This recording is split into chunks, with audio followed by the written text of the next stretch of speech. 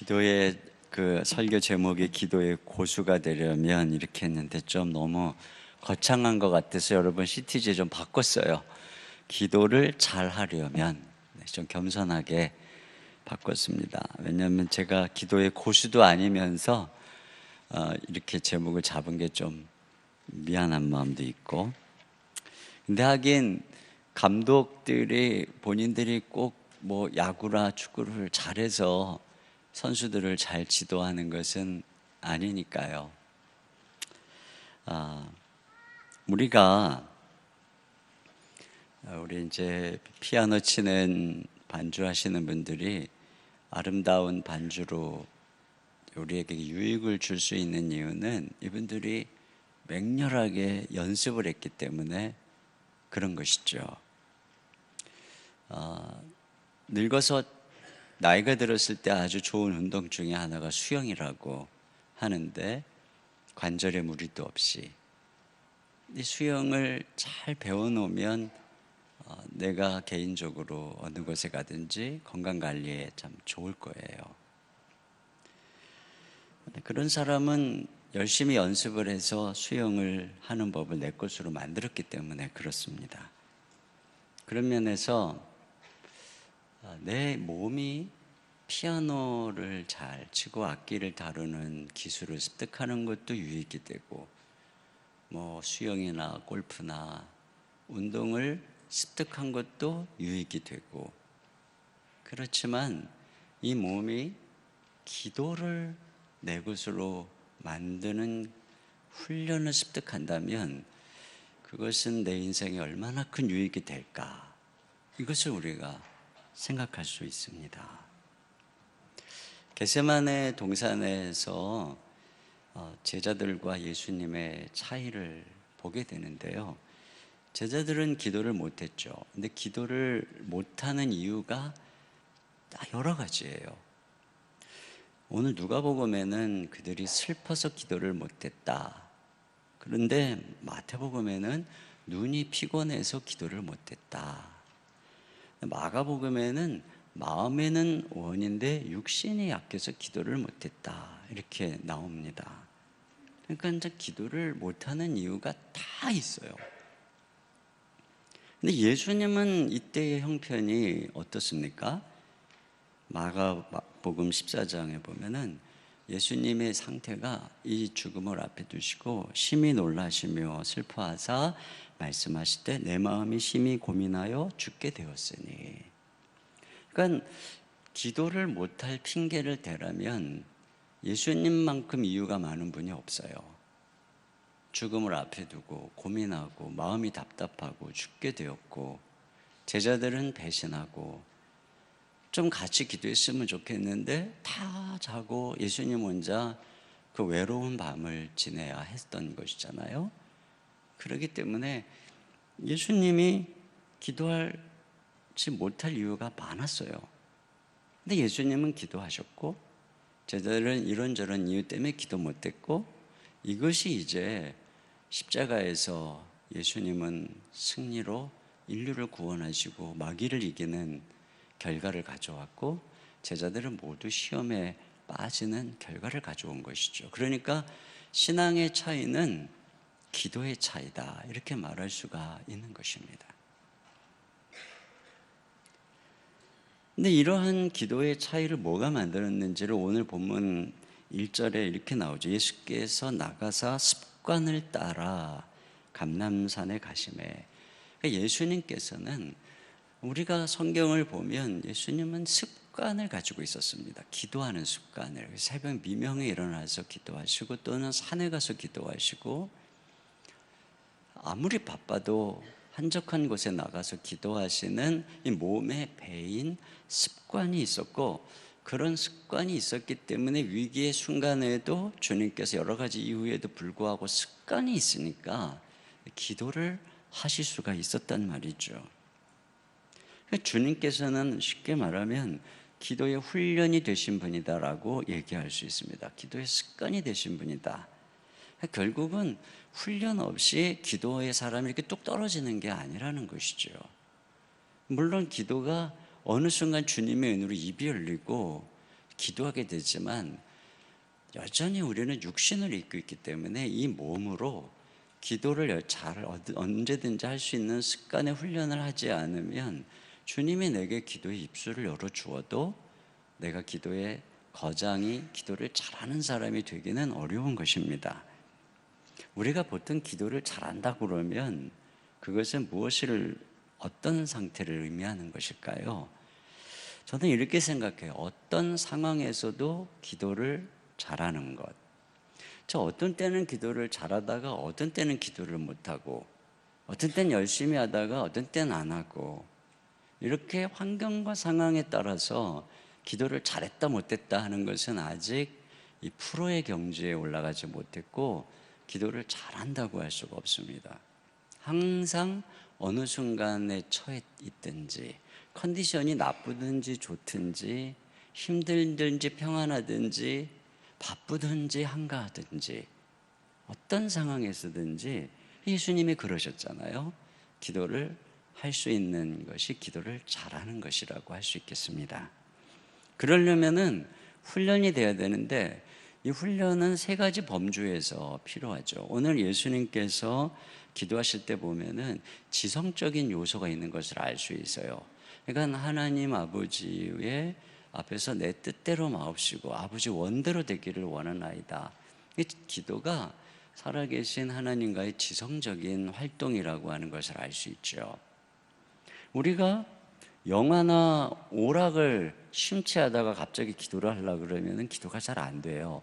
근데 이렇게 말씀을 듣고 기도를 하려고 그러면 기도가 잘 되거든요. 왜냐하면 기도는 지성적으로 우리가 하나님을 알아가면서 그분과의 관계이기 때문에, 그러므로 기도를 잘하려면 지성의 훈련이 필수적인 것입니다.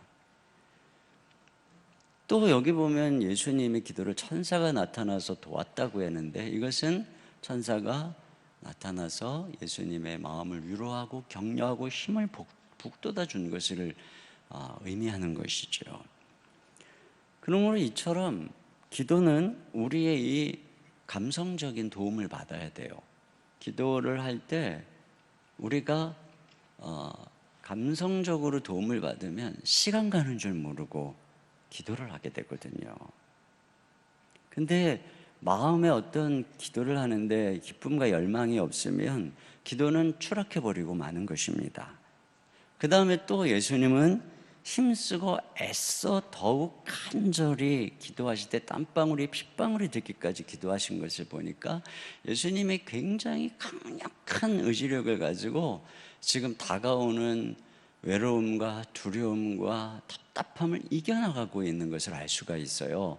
그러니까 기도에 있어서 참으로 중요한 것 중에 하나가 의지력의 훈련인 것입니다. 그래서 기도를 하기 싫었고 기도할 기분이 아니었지만 의지력으로 입을 열어서 무릎을 꿇고 기도하다 보면 기도의 세계가 열리고 깊은 기도 가운데 들어갈 수 있는 경험들을 누구나 하게 되는 것입니다. 그래서 어떤 한 사람이 기도를 잘한다면 그 사람에게는 이 세 가지가 훈련이 되어 있는 것이에요. 지성적인 훈련과 의지적인 훈련과 감성적인 훈련이 하나님과의 관계 속에, 그러니까 지정이가 인격적인 요소잖아요. 그러니까 전인격적으로 주님과 이렇게 교제할 수 있는 훈련이 되어 있다, 그렇게 알 수가 있습니다. 그런 면에서 각자에게 약점이 있어요. 그 약점들을 잘 보완해서 이것을 계속 훈련해 나가면 이제 우리가 점점 기도의 성숙이 일어나게 되는데요. 자, 그런 면에서 첫째로 기도의 지성 훈련이 필요합니다. 우리가 기도하려고 그러면은 이제 자꾸 딴 생각이 나거든요. 기도만 하려고 그러면은 이상해요. 막 이제 전화할 때도 생각나고 또 어떤 미운 사람도 생각나가지고 그냥 그 괘씸한 것 그래가지고 기도는커녕 그 미운 사람을 묵상하다가 일어나는 경우도 있고 갑자기 뭐 밀린 일이 생각나기도 하고 그러거든요. 칼빈이 이런 얘기를 했어요. 거기 나와 있죠. 여러분 그 CTJ 같이 한번 읽어볼까요? 시작. 바른 기도의 첫 번째 규칙은 우리의 마음과 지성을 가다듬어 하나님과 대화의 장으로 들어가게 하는 것이다. 그래서 먼저 마음과 지성을 가다듬어서 우리가 이렇게 주님을 바라보고 주님께 집중하는 훈련이 필요한 것입니다. 토마스 아 캠피스가 한 말이 거기 있죠. 하늘의 것에 초점을 맞추려고 노력할 때마다 육신의 유혹이 성난 폭도들처럼 사납게 덤벼든다.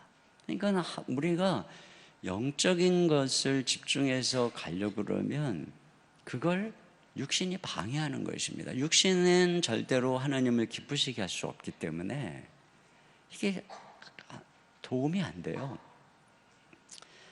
헨리 아우엔 같은 경우에도 그가 그 트라피스 수도원에 있을 때 자기가 기도하려고 할 때마다 해야 할 일이 생각나서 마음이 산만해졌다, 이렇게 이제 고백을 하더라고요. 그러므로 기도를 하려고 무릎을 꿇었어도 이 내 머릿속에 지금 다른 생각을 하고 있는 사람은 기도를 하는 게 아니에요. 지성적으로 하나님께 집중할 수 있는 훈련이 되어 있어야 기도를 할 수가 있는 것이죠. 그런 면에서 지성의 훈련을 어떻게 되냐면, 이 코끼리의 코가 가만히 두면 흔들 거리는데 어떻게 하면은 코끼리의 코를 고정시킬 수 있냐면, 코끼리에게 공을 하나 탁 던져주면 코끼리가 그 공을 딱 붙들고 있느라고 코가 흔들거리지를 않는다는 거예요. 이것처럼 우리의 마음과 우리의 생각이 이 생각 저 생각에 사로잡혀서 그러는데, 우리의 생각이 뭐 하나를 탁 묵상을 하잖아요. 그러면 그 묵상으로 인해서 생각이 집중할 수가 있다는 거죠. 예를 들어서 우리가 걱정하는 것도요, 그 묵상하는 거거든요. 어떤 문제를. 그러면 그거 깊이 묵상하는 동안에 다른 생각 안 하잖아요. 이것처럼 우리의 마음을 온전히 집중하려면 묵상을 해야 되는 것이죠. 그래서 사실 그 뭐 스님들이나 또는 그 천주교에서도 보면 목탁이나 묵주나 뭐 염주나 이런 거 가지고 계속 두들기거나 그러면서 그 나무아미타불 관세음 모살 막 이러기도 하잖아요. 이러는 것이 그걸 계속 묵상함으로써 거기에 집중을 시켜서 마음의 잡념을 떨쳐버리는 하나의 훈련 과정인 것이죠. 근데 그런 면에서 우리가 묵상해야 될 것은 무엇이겠어요? 하나님 말씀인 것입니다. 하나님의 말씀을 우리가 묵상하는 훈련이 되면 될수록, 이 훈련이 잘 되면 될수록 우리가 마음이 산만한 것을 이겨낼 수 있게 되는 것이에요. 그런 면에서 말씀 묵상이 기도에 있어서 아주 중요한 자원이 되는 것입니다. 기도는 하나님과의 대화죠. 여러분이 어떤 사람을 오랜만에 만나잖아요. 그러면 처음엔 막 반가워하는데 조금 지나면 할 말이 없어요. 왜냐하면 서로에 대해서 너무 모르니까. 근데 맨날 만나는 친구는 어제도 만나고 나서 전화도 하고 그랬는데 또 만나면 1시간, 2시간 할 말이 많아요. 왜 그러냐면 잘 아니까.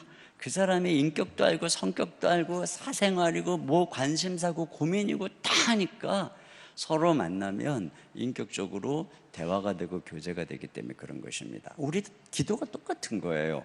기도는 우리 하나님과의 대화인데, 하나님을 아는 만큼 우리는 기도를 깊이 들어갈 수가 있어요. 그러니까 말씀을 묵상해야죠. 기도를 평소에 열심히 하는 분도요, 말씀 묵상을 등한히 하고 말씀 듣기를 등한히 하잖아요. 그러면 그 사람의 기도는 곧 메마르게 돼요. 그리고 비난하게 됩니다. 기도의 풍성함이 사라지게 됩니다. 그런데 그 기도가 계속 불타오르게 하는 이 땔감이 뭐겠어요? 그게 말씀인 것입니다. 하나님의 말씀을 묵상하고 그분을 알아가고 그분의 크심을 알아가고 그분의 약속을 알아가고 주님을 더 깊이 알아가면 알아갈수록 우리의 기도는 더 깊어지고 더 풍요로워지고 기도는 더 활활 타오르게 돼 있어요. 그래서 여러분이 예를 들어서 이렇게 기도를 열심히 하려고 하는데도 왜 이렇게 내 기도가 이렇게 자꾸 풍요롭지 못하고 그런지 모르겠다 하시는 분들은, 그런 분들은 특히 말씀 묵상을 깊이 하면서 주님을 더 깊이 알아가는 것이 참으로 중요한 부분이죠. 또는 단문 기도 훈련 같은 경우에도 우리가 이 생각을 주님께로 모으는데 참 중요합니다. 예를 들어서 하나님의 임재 연습이라고 하는 유명한 책을 쓴 브라더 로렌스 이야기를 여러분이 아실 거예요. 이분은 수사가 아니고 이제 평수사였습니다. 그러니까는 수도원에는 이제 이 사제와 같이 말씀과 기도를 집전하는 수사가 있던 반면에 이제 그곳에서 뭐 구두를 깃거나 주방에서 음식 요리를 하는 평수사가 있었는데 브라더 로렌스는 평수사였어요. 그럼에도 불구하고 이 사제들이 일반 수사들이 그분에게 와서 자기 신앙을 상담할 정도로 깊은 영성을 가지고 있었던 분이라고 하죠. 근데 이분이 어떻게 그렇게 깊이 있는 묵상을 했는가를 보니까 이분이 그 순간순간 주님을 바라보는 거예요. 그리고 단문으로 주님을 부르면서. 그래서 그분은 그런 얘기를 해요. 이렇게 구두를 깃거나 감자를 까다가 눈을 살짝 들어 주님을 바라봄으로써 그 분을 향해서 나의 생각이 모아지고 내 심령 속에 하나님의 임재가 가득 체험이 된다는 거예요. 그러니까 훈련이 되어 있으니까 잠깐 눈을 이렇게 들어 주님 바라보는 이 하나로 그분이 날마다 주님의 임재 속에 살아가는 훈련이 되어 있었던 것이죠. 근데 그렇게 순간순간 단문으로 주님을 바라보는 훈련.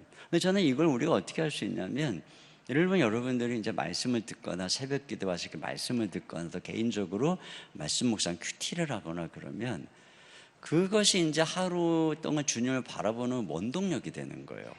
예를 들어서 오늘 새벽에 제가 우리 하나님은 은혜의 보좌에서 때를 따라 그 필요를 구하는 사람들에게 그 필요를 채워주는 분이니까 우리가 담대히 나가서 구해야 된다. 자, 이런 말씀, 그런 은혜의 주님 이렇게 말씀을 들었다면, 또 상에서 떨어지는 부스러기 같은 그 은혜를 주시는, 자격이 없는 자에게도 은혜를 주시고 응답해 주시는 그런 분이다. 이렇게 묵상을 했으면, 이거를 그렇게 많은 말씀을 묵상을 했으니까 이게 기억하기 어렵잖아요. 그래서 이걸 한 문장으로, 주님을 그걸로 한 문장으로 만드는 거예요. 그래서 뭐 예를 들어서 은혜의 부스러기로 자격 없는 자를 채우시는 주님, 뭐 이런 식의 문장, 또는 은혜의 보좌에서 담대하게 나오는 자에게 기도응답을 하시는 하나님, 이런 식으로 한 문장으로 주님을 만들어서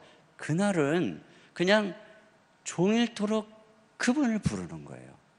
종일토록 순간순간 내가 이제 뭐 설거지를 하면서도, 일을 하면서도, 누구를 만나면서도 내 마음속에 그 주님의 이름을 부르면서 그 말씀에 의거해서 기도하고 주님을 바라보는 훈련을 함으로써 내 이 생각의 지성이 항상 주님을 향할 수 있도록 이렇게 만들어가는 것이죠. 그리고 또 한 가지는 자신만의 지성의 활주로를 만들어라, 이렇게 돼 있는데요. 예를 들어서 그 비행기가 이륙할 때는 정해진 활주로를 달립니다. 그리고 이륙한 다음에는 아무 데로나 갈 수가 있어요. 물론 항로가 있겠지만 어디든 갈 수가 있어요. 마찬가지로 우리의 기도가 이륙을 하고 나면 그 다음부터 너무너무 편해요. 기도가 자유로워요. 그러나 기도의 이륙을 할 때는 지성의 활주로를, 자기만의 지성의 활주로를 가지고 있으면 아주 편한 거예요. 가장 기본적으로 기도를 우리 보통 ACTS, 액츠 이렇게 하죠. 그래서 감사, 고백, 아니죠. 찬양, 고백, 감사, 간구. AC, adoration, confession, S, T, thanksgiving, supplication. 그래서 찬양, 고백, 감사, 간구. 그러면 우리가 기도할 때 어떻게 기도해야 되나 모르잖아요. 그러니까 처음에는 하나님을 찬양하는 거예요. 그 다음에는 내 죄를 고백하는 거죠. 그 다음에는 하나님께서 내게 베푸신 은혜를 기억하면서 감사의 기도를 드리고, 그 다음에 간구하는 거예요. 근데 이런 식으로 하면 쉽죠. 여러분 혹시 전도복과 훈련을 받으신 분들은 그거 알 거예요. 손가락을 가지고 기도하는 법도 있어요. 이 손가락의 엄지는 제일 크니까 하나님 아버지, 그 하나님이 우리를 이렇게 가르쳐 주시니까 감사하잖아요. 그래서 감사합니다. 근데 나는 이 제일 교만해, 내가 잘났다고. 그래서 내 이 교만한 죄를 회개하는 거예요. 용서해 주세요. 그리고 요거는 뭐예요? 요거 약지잖아요, 약지. 그러니까 도와주세요. 그리고 마지막 것은 예수님의 이름으로 기도합니다. 이렇게 기도할 수 있어요. 그래서 하나님 아버지 감사합니다. 용서해 주세요. 도와주세요.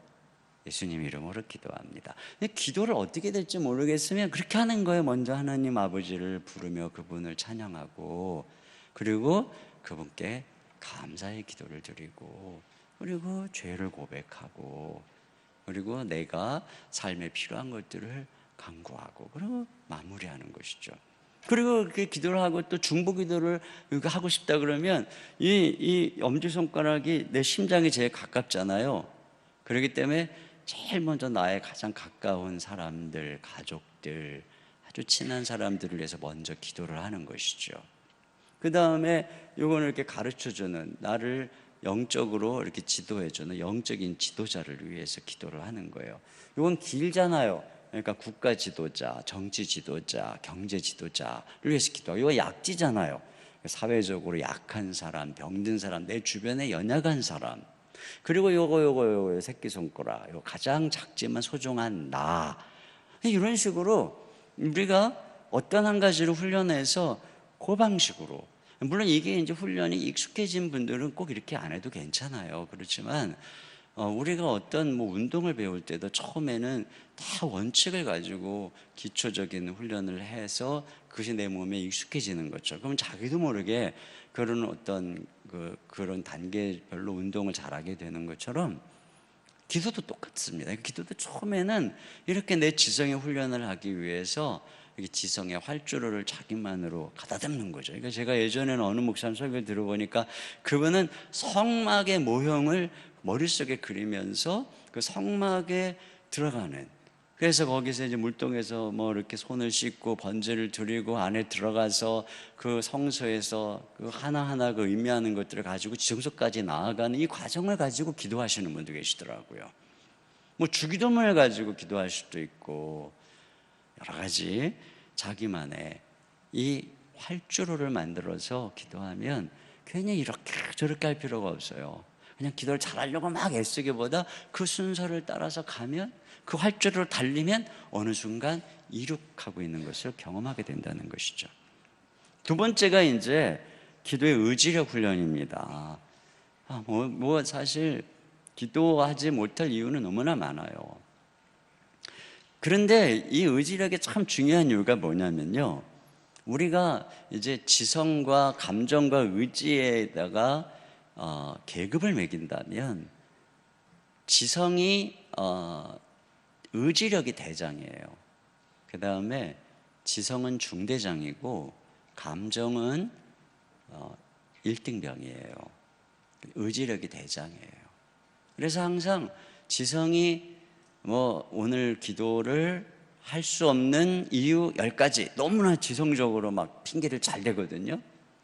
그리고 감정이 오늘은 기도할 기분이 아니에요, 저쩌고 막 이래도 의지라고 하는 대장이 쓸데없는 소리 하지 말고 무릎 꿇고 입 열고 기도해.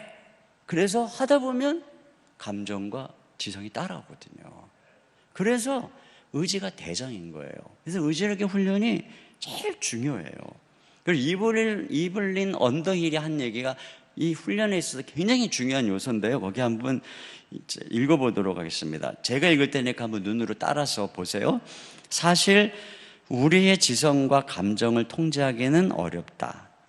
때로는 지적으로 둔해지고 감정적으로 메마른다.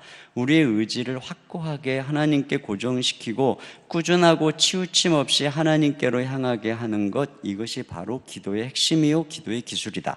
아무리 좋은 신학사상이라 해도 이내 부적당한 것이 되고 말며 아무리 영적인 감정이라 할지라도 잔잔한 바다 위의 미풍에 불과하다. 그러므로 배가 목적지에 도착하려면 바람을 거슬러 항해할 준비가 되어 있어야 한다. 그렇죠. 바람을 거슬러서 항해할 의지력이 있어요. 어떠한 경우에도 기도하겠다 그러면서 분투할 때, 그때 이제 우리가 기도를 하게 되는 것이죠. 그런 면에서 의지력이 아주 중요합니다. 근데 이 의지 훈련의 초점은 어디에 초점이 있어야 되냐면 뭐 그냥 갑자기 내가 의지력을 동원해서 오늘부터 10시간 기도하리라.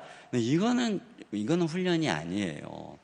우리가 훈련을 할 때의 초점은 습관을 만드는 데 초점을 둬야 되는 것입니다. 우리의 의지의 훈련의 초점은 습관을 만드는데, 그래서 습관이라고 하는 게 뭐냐면 무의식의 행동 패턴을 새겨 넣는 것을 습관이라고 합니다. 무의식에, 그냥 나도 모르게, 예를 들어서 여러분이 이제 운전을 하는 것도요, 계속 매일같이 이제 운전을 하다 보면은 무의식에 운전이라는 행동 패턴이 새겨져 버린 거예요. 그래서 저는 예전에 운전을 스틱으로 배웠어요.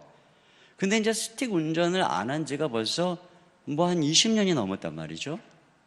그런데도 지금 20년 만에 스틱 자동차 운전하라 그래도 제가 얼마 전에 한번 운전할 일이 있었는데요, 이게 되는 거예요. 그냥 되는 거예요. 이게 왜냐하면 그 전에 이미 오랫동안 스틱 운전이 내게 이렇게 새겨진 것이죠. 이것처럼 우리가 훈련을 할 때는 이와 같이 자꾸 꾸준한 반복을 통해서 이제 내가 내 몸에 이 패턴을 새겨 넣는 거, 이게 모든 운동의 초점도 그렇고 모든 것이 효율성을 가지려면 그렇게 되잖아요. 몸의 근육을 키우는 것도 마찬가지고, 뭐 스포츠든 악기든 기술이든 외국어를 배우는 것이든 가치 있는 기술을 습득하는 과정에서는 예외가 없어요. 피나는 의지적 활동을 필요로 하는 것입니다.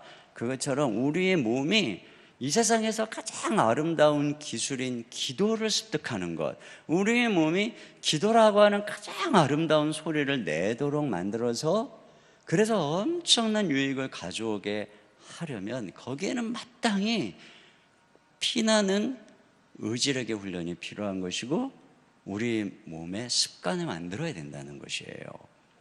그러면 어떻게 하면 기도의 습관을 만들 수 있냐면요, 첫째로는 조금씩 기도하기 시작해야 돼요. 갑자기 이제 내가 오늘부터 뭐 10시간 하겠다, 2시간 하겠다, 3시간 하겠다, 5분도 안 하던 사람이 막 3시간 하겠다, 근데 이렇게 이제 하면은 그거는 절대 습관이 될 수가 없는 거예요. 여러분이 아시잖아요. 운동도요, 이제 운동을 해야 뭐 근육이 생기고 막 도전을 받아가지고 단숨에 운동을 만들겠다고 하루 종일 운동을 했다. 그러면 근육이 생기는 게 아니고 오히려 몸살이 나고 몸에 막 젖산이 쌓여가지고 오히려 몸이 더 망가지게 되잖아요. 마찬가지입니다. 우리가 이 몸에 근육이 생기기 위해서 그래서 하루에 뭐 한 30분씩 꾸준히 운동을 하죠. 자기 몸의 체력에 맞게 시작하죠. 기도도 똑같습니다. 어떻게 시작을 해야 되냐면 여러분의 딱 지금 수준에 맞게, 어떤 분에게는 그게 30분일 수 있고 어떤 분에게 30분도 길 수가 있어요. 그러면 10분도 괜찮아요. 10분에서부터 시작하는 거예요. 난 저는 10분도 깁니다. 그럼 5분도 좋아요. 5분에서부터 시작하는 거예요. 5분 이하는 조금 근데 1분도 좋아요. 뭐 1분. 네. 그러나 하여튼 5분, 10분, 뭐 한 15분, 그래도 또 내가 어느 정도 기도는 좀 그래도 띄엄띄엄 해왔으니까 뭐 난 30분에 하겠다. 좋습니다. 이미 충분히 해왔던 분들은 1시간. 그렇게 하는 거. 그래서 꾸준히. 그래서 두 번째는 뭐냐, 얼마나 기도했는가 보다 매일 기도했느냐가 중요한 것이죠. 그러니까는 기도를 내가 습관화하려면요, 일주일에 한 번 철야 기도를 해서 뭐 4시간을 기도했다 하는 것보다 더 효율적인 것은 매일 20분씩 일주일 내내 기도하는 게 훨씬 낫습니다. 그래야 내 기도가 기도의 근육이 생기고 기도가 자라가게 돼 있어요. 제가 젊은 날에, 이게 저는 특별히 이제 몸이 아주 예전부터 약골입니다. 그래서 예전에는요, 제가 그 20살 때 그렇게 주님을 뜨겁게 만났다고 하지만 지금 생각해보면 그때 몸이 지금보다 더 약했어요. 물론 뭐 이렇게 기본적인 깡다구는 있었지만, 그래서 저는 그 당시에 어느 정도로 몸이 약했냐면요, 예배를 처음에 드리려면 예배 부름 때문에 일어나잖아요. 일어나서 이제 찬양하고 뭐 교동문 뭐 하고 뭐 그리고 나서 이제 이게 앉잖아요. 그 일어나 있는 시간이 힘이 들었어요. 그게 제 20대 시절이었어요. 얼마나 약했는지 아시겠죠? 매일 편도선이 붓고 항상 이렇게 1년을 살면 감기나 어떤 이렇게 편도선이 붓지 않은 시간이 별로 없었어요. 어쩌다가 참 가을 하늘 맑다, 오늘 참 날씨가 너무 좋다 하고 느끼는데 조금 있으면 다시 또 아프고, 이런 반복이었어요. 그런데 제가 이제 예수님을 뜨겁게 만나가지고 영적인 열정과 막 의욕이 생겼잖아요. 누구보다 열심히 기도하리라 막 기도의 도전을 엄청 받아가지고, 그래서 제가 그래가지고 그때 이제 매주 금요일마다 철야 기도를 간 거예요. 그래서 저는 20대 시절에 군대 갔을 때 빼놓고는 철야 기도를 뺀 적이 없어요. 하루도. 그 당시에 철야 기도는 보통 밤 12시, 한 11시에 시작하면은 새벽 예배 끝나고 끝났어요. 그러니까 종일 새는 거예요. 밤을 꼬박 새는 거예요. 그런데 어느 행간은 수업이 토요일 날 9시부터 1시까지 수업이 있었어요. 와, 얼마나 힘들어요. 밤을 꼬박 새고 수업을 9시부터 1시까지 들어야 되니까, 몸도 약한 애가. 그럼에도 불구하고 한 번도 안 빠졌어요. 그러니까 어떻게 했어요? 철야 기도하고 일주일 동안 해그렁하고 다니는 거예요. 기운이 없어가지고, 아파가지고. 그리고 그때는 이제 누구보다 기도를 많이 하고 누구보다 큰 목소리로 해야 되겠다는 그 약간 경쟁심 있잖아요. 그리고 저 사람의 기도가 끝날 때까지 나는 내 목소리를 낮추지 않고 끝까지 소리를 지르면서 모든 사람이 잠잠해졌을 때 제가 기도를 멈췄어요. 참 주제넘은 행동을 한 거죠. 제가 그 당시 산기도를 많이 갔거든요. 산기도를 가면 저는 주제도 모르고 제일 높은 데로 갔어요. 근데 제일 높은 데로 가면 무서워요. 거기서 기도가 잘 되는 게 아니에요. 그래서 사람들 같이 있는 데서 해야 되는데 괜히 혼자서, 그러니까 소리를 더 지르는 거예요. 영성이 충만해서 지르는 게 아니에요. 무서워서 지르는 거예요. 막 쭉 그러다가 목이 다 쉬어갖고 내려오고, 이러기를 반복하다 보니까 이게 기도가 체질화되는 게 아니고, 기도하고 아프고 기도하고 힘들고 물론 그런 가정에서 받은 은혜도 많아요. 제가 개인적으로. 네. 그렇지만 한 가지 이게 실패한 게, 이 기도를 내 몸속에 체질화하는 일을 잘 못한 것이죠. 그런 면에서 기도 생활은 단거리 이벤트가 아니에요. 어쩌다 한 번 하고 끝날 게 아니거든요. 기도는 매일 해야 되는 거예요. 매일 해야 되는 기도를 그렇게 해가지고는 안 되는 것이죠. 그러므로 어디에 초점을 둬야 되냐면, 얼마나 내가 기도를 그날 몇 시간 했느냐가 아니고 얼마나 매일 하느냐, 여기에 초점을 두셔야 돼요. 그래서 이제부터 기도를 하루도 안 빼고 매일 5분이라도 하겠다, 딱 시간을 정해놓고. 이것이 의지력 훈련의 가장 중요한 요소입니다. 제가 예전에 사랑의 교회에서 이제 부목사로 사역하면서 그 당시에 사랑의 교회에서 영성훈련 사역을 맡았었어요. 그래가지고 이제 기도하시는 분들을 훈련시키는 프로그램 중에 이제 외부 강사를 불러서 말씀을, 이제 기도의 거장들을 불러서 말씀을 듣는 시간들을 자주 가졌었는데, 그 당시에 이제 지금은 목사님이 되셨는데 그 당시에는 집사님이었어요. 은행을 다니는 집사님으로 하루에 7시간씩 기도하시는 박종훈 집사님이라고 하는 분을 강사로 불렀었어요. 근데 그분이 어떻게 기도를 하냐면, 은행의 차장인가 그러셨는데 그 당시에 집에 오잖아요. 그러면 밥을 먹고 바로 주무신대요. 집에 딱 퇴근하자마자. 그리고 11시에 기상을 하신대요. 그 11시부터 6시까지 매일 같이 기도를 하는 거예요. 하루도 안 빼고. 그런 삶을 사시는 분이었어요. 그러니까 뭐 기가 막힌 거죠. 목사도 아니고 전도사님도 아니고 은행원으로서 크게 업무를 하고 있는 분이 매일같이 7시간을 기도를 한다니까. 근데 그분이 뭐라 하냐면 자기가 처음부터 이렇게 한 게 아니래요. 처음에는 기도를 30분씩 했대요. 근데 기도를 30분씩 하루도 안 빼고 매일 하다 보니까 어느새 자기가 기도를 1시간씩 하는 게 쉬워지더래요. 그래서 1시간씩 매일 하다 보니까 어느새 2시간 하는 게 쉬워지고 2시간씩 매일 하다 보니까 지금 7시간이 됐다는 거죠. 그러니까 7시간이 어느 순간 7시간 하고 온 게 아니고 30분서부터 시작을 해서 차곡차곡 해서 7시간으로 온 거기 때문에 자기에게 지금 이것은 몸에 습관이 돼서 하나도 힘들지 않다는 거예요. 와, 정말 제가 그때 도전을 많이 받았죠. 이거예요. 여러분이 기도를 5분씩이라도 아니 10분씩이라도 매일 하잖아요. 그러면 어느 순간부터 한 20분이 그냥 쉬워져요. 그러면 그 20분을 매일 하잖아요. 어느 순간부터 30분이 쉬워져요. 매일 해보세요. 너무 쉬워져요. 그러다가 40분, 1시간 이렇게 기도하는 게 이게 5분부터 시작해가지고 거기까지 온 거니까 이게 내 몸에 그냥 새겨진 거니까 이게 너무 쉬워지는 거예요, 기도가. 이렇게 꾸준히 기도하는 것의 장점이 뭐냐면 뭐든지요, 꾸준히 기도할 때 그게 쌓이는 거예요. 내공이 생기는 것이죠. 1만 시간의 법칙처럼. 그렇잖아요. 말콤 글래드웰이 그런 얘기 했잖아요.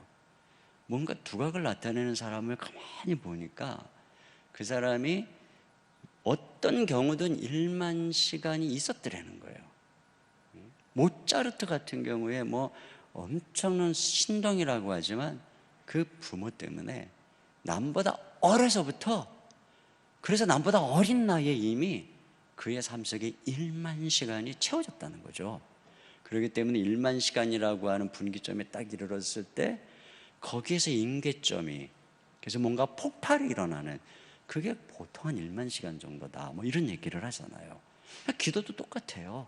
우리가 기도를 계속 하다 보면은 그것이 이제 어느 순간 쌓여서 그전에는 힘들고 계속 뭔가 그런데 어느 순간 쫙 눈이 열리고 망망대해가 펼쳐지고 하나님의 놀라운 세계가 우리 앞에 펼쳐지는 일들이 일어나는 것이죠. 그렇기 때문에 기도를 꾸준히 계속하는 것이 중요하고, 세 번째는 질은 떨어져도 양은 채워야 된다는 것입니다. 그러니까 시간을 정했으면은 일단 그 시간을 졸더라도 채우라는 거예요. 아이고, 내가 이렇게 졸고 있느니 에이 그냥 다음에 상태 좋을 때 하는 게 좋지. 근데 상태 좋을 때가 없어요. 왜냐하면 우리 육신은 근본적으로 육신은 하나님을 기쁘시게 할 수가 없어요. 그리고 우리의 이 육은 항상 오랫동안 육신의 옛사람이 길들여져 있는 존재이기 때문에 이 왜 의지력이 중요한 것이냐면 절대로 자연스럽게 내 몸이 기도의 도구로 쓰일 일은 일어나지 않아요. 그렇기 때문에 기도는 기도하려고만 하면은 육체의 욕심이 저항을 하기 때문에 그걸 누르려는 의지력과 분투를 통해서 그 자리에 가게 되는 것이지, 절대로 그냥 컨디션 좋을 때 할게요, 기도할 마음이 일어날 때 할게요, 이렇지 않아요. 그래서 항상 그냥 그때 해야 되는 것이죠. 그렇기 때문에 기도할 시간이 그 5분씩 내 육체를 꺾는 훈련을 하는 거예요. 30분 그 훈련을 하는 거예요. 그렇게 자꾸 하는데 그때 이제 앉아가지고 졸더라도 있으라는 거예요. 그래서 제가 왜 이런 말씀을 드리냐면, 제가 부목사 시절에 아주 기도를 정말 많이 하시는 담임 목사님을 이제 제가 섬겼던 적이 있어요. 이 목사님은 가나안 농군학교에서 이제 이게 말씀 훈련 교목으로 계시다가 이제 담임 목사 하시니까 이 훈련이 되셨어요. 이 하루의 패턴이 운동하고 기도하고 이게 훈련이 되신 분이에요. 아주 건강하신 분이에요. 그래서 항상 이제 거의 매일 2시간씩 기도를 하시는 이제 삶을 사신 목사님인데, 어느 날 우리한테 그러더라고요. 목사님은 딱 강단에서 엎드리면 정해진 시간 안에는 너무 피곤해서 졸더라도 일어나지 않는다는 거예요. 그냥 거기에 앉아서 자더라도 그걸 평생 몸에 익혔다고 그러시더라고요. 그래서 제가 그때서부터 이제 그게 굉장히 도전이 돼서, 그래서 저도 이제 그렇게 하는 거죠. 앉아서 정해놓고 새벽이든 언제든 기도를 할 때 졸렵죠. 그냥 앉아 있는 거예요. 근데 사실 뭐 저는 아까 말씀드렸지만 몸이 약하니까요. 제가 개척하고 이제 새벽 기도를 해도 워낙에 몸이 약하니까 제가 그때 항상 불평이 그거였어요. 어떤 인간이 새벽 기도를 만들어가지고 이 목사의 인생을 이렇게 괴롭게 만들었나. 진짜 그게 막 그 원성이 절로 나왔어요. 그래도 또 목사가 새벽에 나와가지고 기도하고 그 또 그냥 후다닥 가서 잘 수가 없잖아요. 그러니까 또 옛날 또 그 본성이 나타나가지고 그냥 밤늦게까지 뭐 훈련하고 새벽 기도하고 잠 몇 시간 못 자고 새벽 기도하고, 그러고 나서 이제 앉아갖고 설교하는데 몸이 정상이겠어요. 그런데도 제가 그 말을 기억하고요, 앉아 있었어요. 1시간씩은 무조건. 그러니까는 그 처음에는 한 1시간 앉아 있는 중에 한 60%는 거의 비몽사몽, 한 30-40%만 기도를 한 거예요. 근데 놀라운 일은 그렇게 계속 앉아 있었더니요, 점점 이 그릇이, 이 양이 질적으로 채워지는 거예요. 처음에는 20-30%, 그 다음에는 40%, 50%, 요즘에는 거의 95% 이상 질적으로 그 시간이 채워질 뿐 아니라 그게 더 늘어나는 것이죠. 이런 것이 너무나도 자연스럽게, 그래서 제가 여러분에게 부탁하는 건, 시간을 딱 정했으면은 그냥 뭐 졸더라도 딴 생각하더라도 어쨌든 앉아 있어라. 이게 되게 중요합니다. 그렇게 하다 보면 이제 되는 거예요. 여러분, 제가 요즘 이제 한약을 먹는데 거기에 한약에 이렇게 써 있더라고요. 처음에 몇 번 드시고 효과가 없다고 드시지 마시고 꾸준히 드시면 효과가 나타납니다. 기도도 똑같아요. 에이, 강사님 이렇게 하라고 했는데 처음에 며칠 해보니까 아무 효과도 없네. 그게 아니에요. 꾸준히 하시면 효과가 있습니다. 아멘입니까? 네. 그래서 꾸준히 하시면 갑자기 어느 순간부터 놀라운 기도의 능력이 나타나게 되는 거예요. 그 다음에 이제 네 번째로 중요한 것은 기도의 시간과 장소를 구체적으로 정하고 반드시 소리를 내서 기도하라는 것입니다. 일단은 시간이 정해지고 장소가 정해지는 게 중요해요. 내가 그냥 아무 때나 시간 나면 기도하지, 시간 안 나요. 어디서 기도할까? 장소가 정해지지 않으면 장소가 마땅치가 않아서 기도에 집중을 하지 못해요. 그래서 먼저 여러분이 내가 하루 중에 시간을 정하고 그 시간은 무조건 지키려고 노력을 하셔야 돼요. 그때는 다른 약속도 하지 말고, 그래서 가장 기도에 집중할 수 있는 시간을 정하셔야 됩니다. 그리고 장소도 정하셔야 돼요. 내가 교회 와서 기도하겠다. 교회 올 상황이 안 되는 분은 뭐 거실에서 하든 식탁에서 하든 내 방에서 하든 뭐 골방에서 하든 정하는 것이죠. 그리고 그 시간을 지켜야 돼요. 뭐 주부들 같은 경우에는 아이들 학교 가고 남편 출근하고, 그리고 이제 남는 그 시간에 아무도 방해받지 않는, 이제 조금 있으면 또 막 전화하고 막 그러니까 뭐 그 전에 그 시간을 반드시 내가 지켜서 이 시간 먼저 기도하리라. 그래가지고 한 20분 정도부터 시작을 해보세요. 그러면 그냥 바쁘게 살아갔던 삶과 그 하루 20분 조용히 주님 앞에 무릎을 꿇고 기도하는 삶하고 완전히 달라져요. 기도하기 전에는 인생이 무겁고 힘들다가 기도의 무릎을 꿇는 순간 하늘의 자원이 내 삶 속에 쏟아지기 시작하고, 내 삶의 기여가 하나님의 기여에 물리기 시작하고, 하나님의 어마어마한 엔진이 내 삶에 동력을 전달해서 엄청난 일들이. 그래서 기도하기 전에는 내가 일을 하지만 기도를 하면 하나님이 내 삶에 일하시는 것을 경험하게 되는 것이죠. 그게 뭐예요? 어디서부터? 그 하루에 무릎 꿇는 그 20분, 이게 어마어마한 기적과 은혜를 우리 삶에 가지고 오는 거예요. 여러분, 이것을 하셔야 돼요. 기도하시면 이런 일이 일어나요.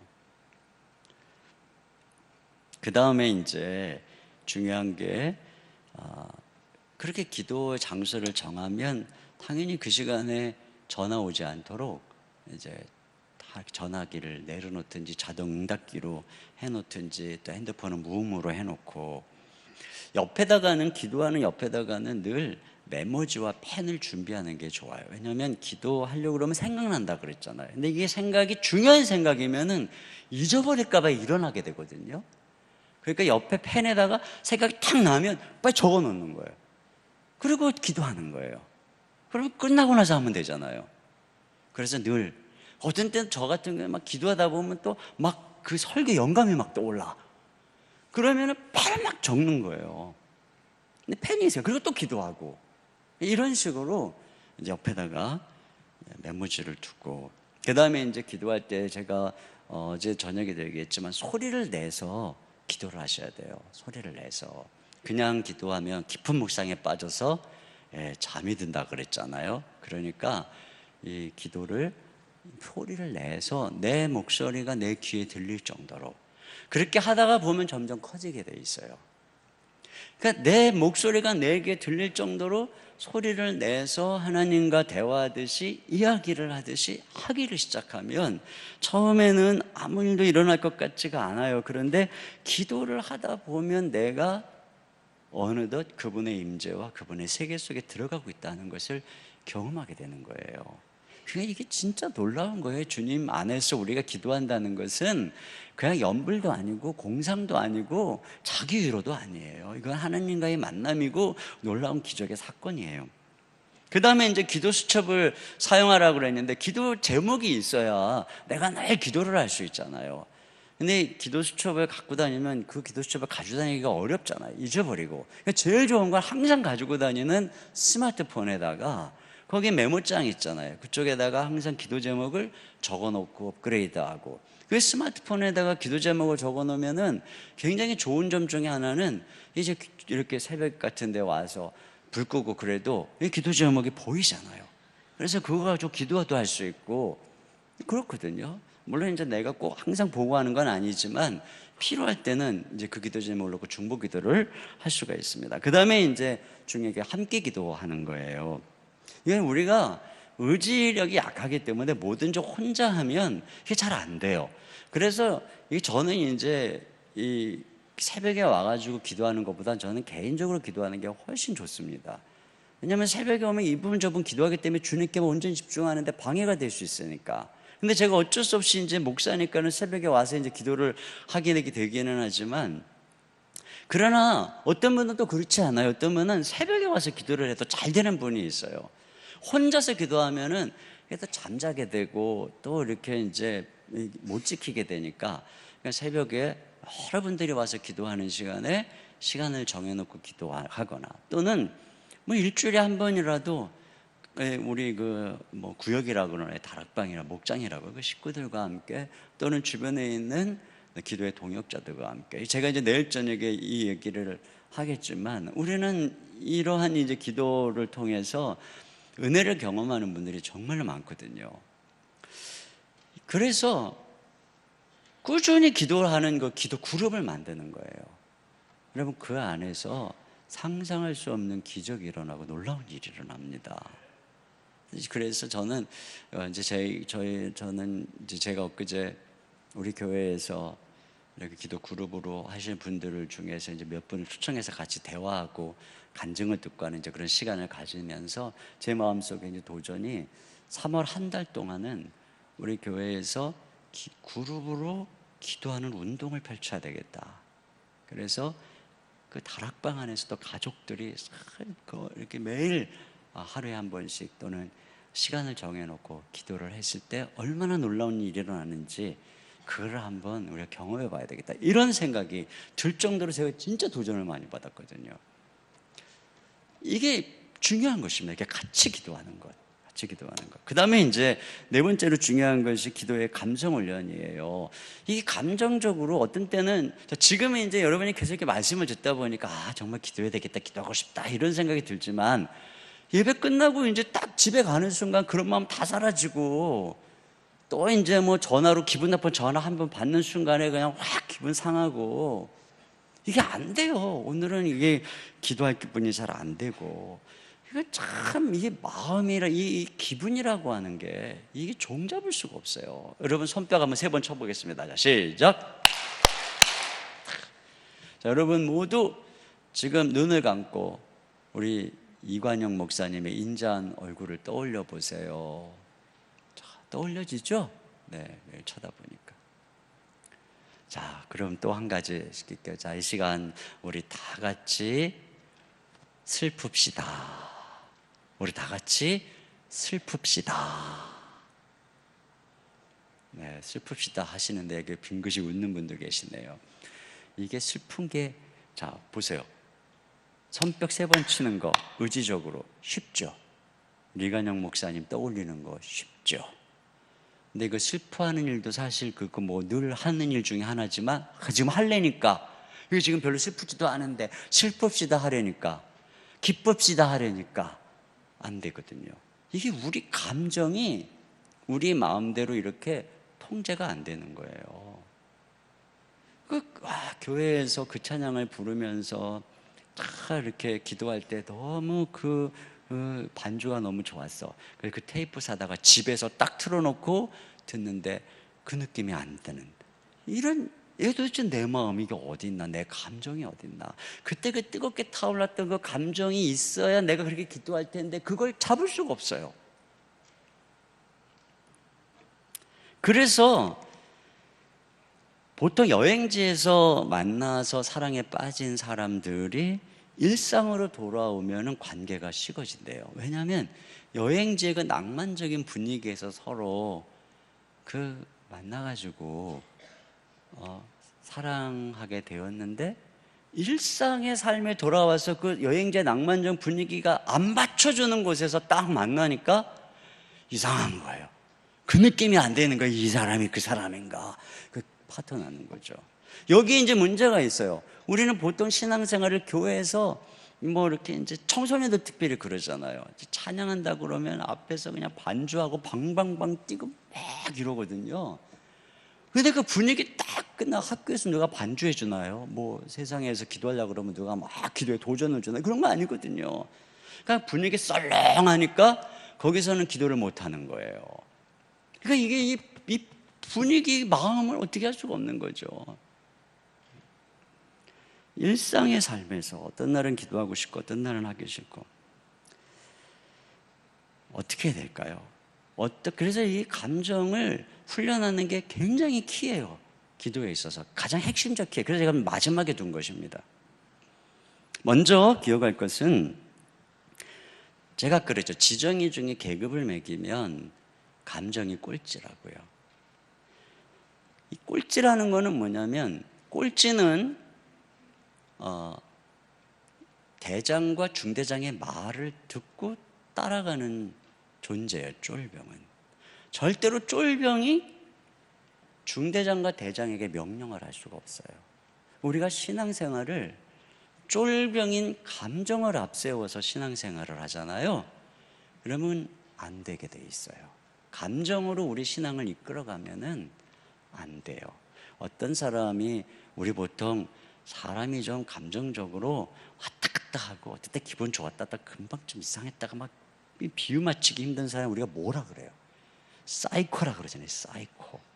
그게 왜 그러냐면 그 사람이 자기 감정으로 이렇게 끌어가려고 하기 때문에. 그래서 그게 좀 감정적으로 기분 좋고 좀 멜랑꼴리하고 그러면 막 이러다가 또 뭔가 조금 기분 상하면 또 막 상해가지고 막 이러고, 이렇게 이제 감정적으로 왔다 갔다 하면요, 자녀가 그 엄마 눈치 보느라고 애가 정신적으로 이상해집니다. 엄마가 사이코틱하면은 애가 불안정한 거예요. 우리 엄마 기분이 지금 어떤가 이렇게 살피게 되고. 안 되는 거죠. 감정은 꼴찌예요. 이걸로 절대 우리 인생을 끌어갈 수가 없어요. 이건 식어지고 어느 때부터 생기고 그러기 때문에. 근데 감정은 그것보다 상관인 지성이라고 하는 중대장과 의지라고 하는 대대장이 이끌어가면 감정이 따라오는 거예요.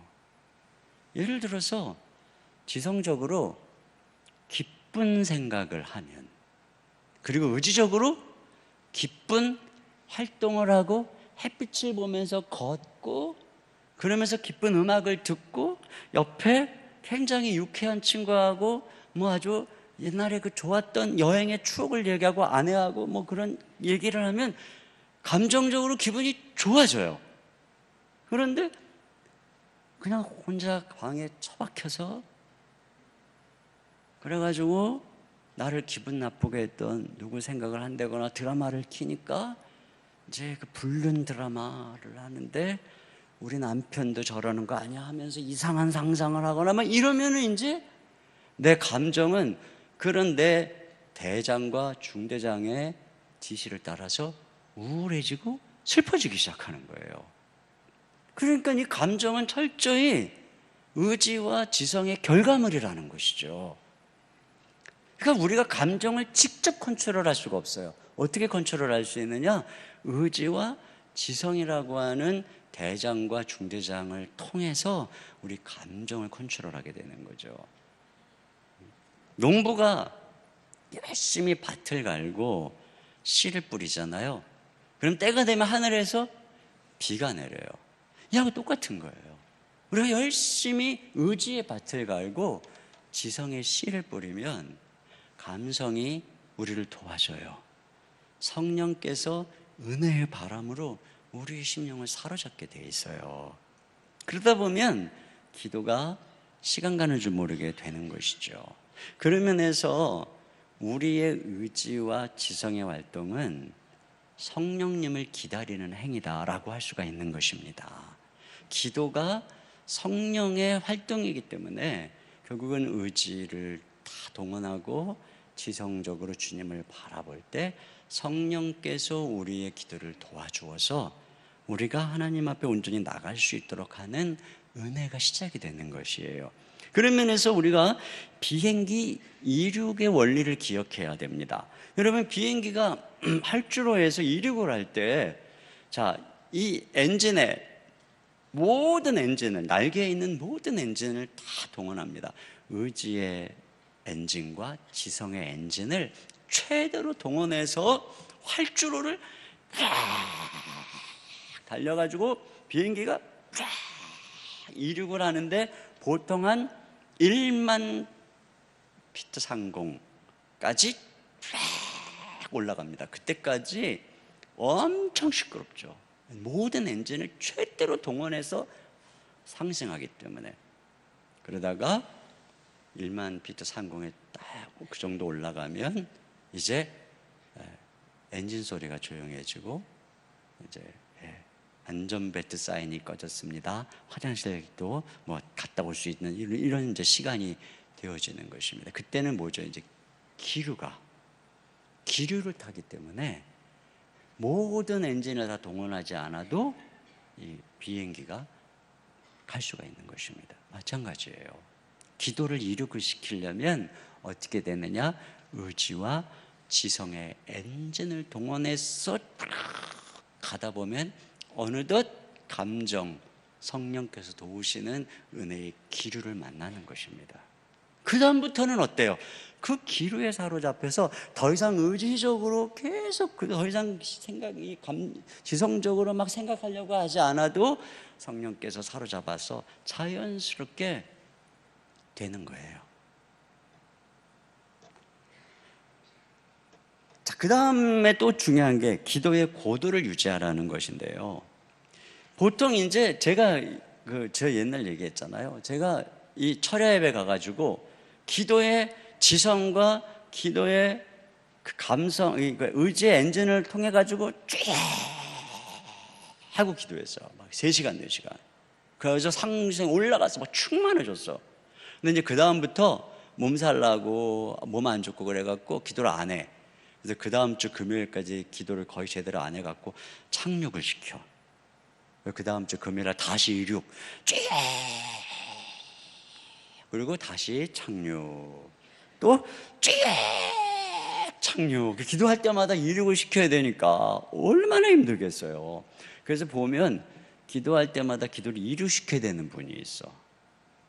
이미 이륙이 된 비행기는 쫙 이러지 않아도 비행기가 쫙 떠가거든요.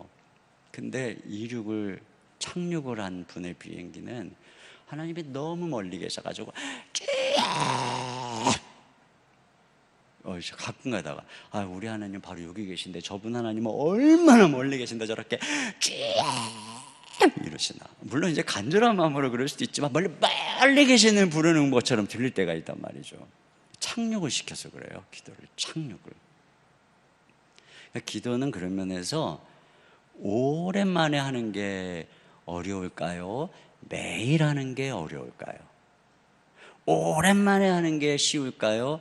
매일 하는 게 쉬울까요? 네. 기도는 오랜만에 하는 게 어려운 거예요. 왜? 할 때마다 이루고 시켜야 되니까, 할 때마다 지성과, 할 때마다 의지의 프로펠러를 동원해서 해야 되니까, 막 올라가야 되니까. 근데요, 이 기도를 쫙 올라갔어요. 그랬는데, 자, 이제 금요일 날 뭐 이렇게 했다가 해보십시다. 토요일 날 이제 아침 됐어요. 좀씩 내려가죠. 점심 때 되니까 더 많이 내려가죠. 저녁 때쯤 되니까 이만큼 내려왔어요. 근데 토요일 날 저녁에 정해진 기도 시간에 기도를 30분, 그 어때요? 다시 이렇게 올라가는 거죠. 다음 날 주일 날 또 기도 이렇게 내려가려고, 그 다음 날 또 30분 하니까 또 올라가고, 그 기도가 안 내려가고 올라갔다 내려갔다 올라갔다 내려갔다. 절대로 착륙을 안 해요. 그 요만큼의 고도를 유지하는데 30분만 기도하면 되는 거예요. 그러니까 매일 기도하는 게 훨씬 쉽죠. 근데 30분씩 매일 기도하다 보면 어떻게 된다고 그랬어요? 40분 기도해야 되게 된다고 그랬죠. 그러면 40분 그냥 기도하게 되니까 더 올라가는 거예요. 여기서부터 또 이렇게 올라가는 거죠. 그렇게 하다 보면 또 1시간 기도하게 된다고 그랬죠. 1시간.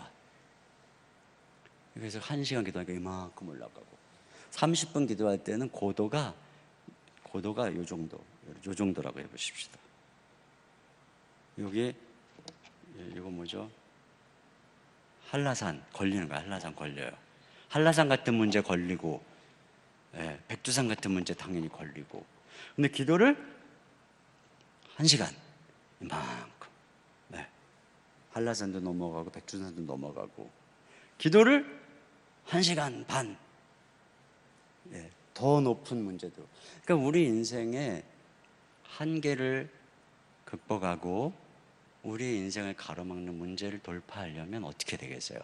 기도의 차원을 높여야 되는 것입니다. 그러면 우리가 그 것들을 넘어서서 하나님의 더 풍성한 능력 가운데서 신앙생활을 할 수가 있어요. 자, 그러기 위해서 중요한 것은 결국 우리의 기도를 도와주시는 성령님으로 늘 충만하고, 성령님의 뜨거운 감동과 성령의 불꽃이 내 삶에서 꺼지지 않도록 하는 것이 가장 중요한 것입니다. 왜냐하면 기도는 철저히 성령님이 도와주시는 것이고 성령이 가르쳐 주시는 결과로 하는 것이기 때문에 그래요. 그래서 성령님은 인격이시잖아요. 우리가 성령님을 어떤 느낌이나 어떤 체험으로 생각하면 성령으로 늘 충만하기가 어려워요. 성령님은 지정의의 인격을 가지신 하나님이세요. 그분은 우리가 인격적으로 대할 때 우리 안에 인격적으로 거하시며, 우리가 우리의 인격을 다해서 그분을 존중하고 우리의 삶에 모시고 인정하고 그분께 엎드리고 순종할 때 우리 가운데 충만하신 분인 것이죠. 또 그분의 거룩함과 같이 우리가 거룩할 때, 우리가 순종할 때 그분은 우리 안에 충만히 거하셔서 우리에게 기도의 힘을 주시고 능력을 주시고 말씀을 깨닫게 하시고 진리를 가르쳐 주시는 분이, 또 육체의 정욕을 이기게 하시는 분이 바로 성령이시기 때문에 항상 우리가 이 기도에 있어서 정말 중요한 훈련은 늘 성령님을 사모하고 성령 하나님을 존중하고 그분을 인정하고 그분이 내 삶의 주인이심을 고백하고 부르는 거예요. 아이들이 자라가면서 매일 엄마를 불러요. 엄마. 왜냐하면 그 아이는 끊임없이 엄마를 불러야 살아요. 그게 제일 갓난아기가 맹하고 울고 엄마를 부르고 어렸을 때 엄마 부르고 그래야 얘가 자기 필요도 채우고 먹고 또 도움을 받아서 커가는 거예요. 그런 면에서 우리 신앙생활하는 사람의 어머니와 같은 존재는 바로 보혜사 성령이신 거예요. 그래서 매일같이 성령님을 불러야 돼요. 매일같이. 그러면 그 성령님께서 우리의 삶에 어머니처럼 와서 우리를 도와주시고 힘을 주시고 우리로 하여금 예수 그리스도를 알게 하시고 우리로 하여금 하나님의 뜻을 알게 하시고 기도할 힘과 능력을 주시고 권능을 주시고 어둠의 세력을 이기게 하시고 하나님의 나라가 내 삶 속에 가정에 임하게 하시고 내가 어느 곳에 있든지 그곳이 하늘나라여 주님이 함께 하시는 것이 되게 해주시는 그런 은혜가 바로 이 성령님의 능력에 달려있는 것이죠. 그렇기 때문에 항상 성령을 구하고 성령을 근심케 하면 안 돼요. 성령이 언제 근심하겠어요? 우리가 죄를 짓거나 불순종할 때 근심하거든요. 성령을 근심케 하지 말고 또 성령을 소멸하지 말라고 그러죠. 성령님이 우리 가운데 뭐 없어 사라지시는 게 아니에요. 예수 믿는 사람 안에서. 근데 우리가 성령의 감동을 소멸하거나 성령의 은사를 소멸하거나 성령님의 여러 가지 가르치심을 소멸할 수 있어요. 그러면 안 되는 거예요. 성령님이 우리에게 어떤 소원과 감동을 주시면 그것에 순종하고 그것이 불꽃처럼 내 것에 타올라야지 자꾸 소멸하면은 어느 순간에부터는 썰렁해지고 더 이상 내 안에 주님이 하나님이 안 계신 것처럼 내 안에 하나님이 없다라고 되는 거예요. 그러나 늘 성령이 함께 하시면 항상 내 안에 예수님이 계시는 거예요. 어떤 분이 저한테 물어보더라고요. 어느 목회잖아, 어느 목사님. 이 목사 나는 이상해. 항상 왜 이렇게 마음이 썰렁한지 몰라. 찬양하고 기도할 때는 그렇다가 이렇게 정상인가 이 목사 그러더라고요. 근데 저는 안 그랬거든요. 저는 늘 마음이 썰렁하지가 않거든요. 그분의 은혜로 충만하고 주님으로 생각하면 마음에 느껴지고 내가 말씀 앞에 서면 더 뭉클해지고 주님 묵상하면 눈물이 나고 이게 보통 일상인데 내가 이렇게 돌아서면 썰렁해진다. 이건 일상이 아닌 거예요. 우리가 그만큼 의지적으로 지성적으로 주님 바라보고 성령님 안에서 거하는 삶을 살지 않으니까 세상의 물결이 들어와가지고 썰렁해지는 거죠. 자, 그런 면에서 우리가 기도를 잘하려면 너무 쉽죠. 의지의 지성적인 훈련, 의지적인 훈련, 감성적인 훈련 이것을 여러분이 이제부터 해보세요. 그래서 이번 집회를 계기로 해가지고 여러분 모두가 다 기도를 잘하시는 기도의 고수, 기도의 거장이 되시기를 주님의 이름으로 축원합니다.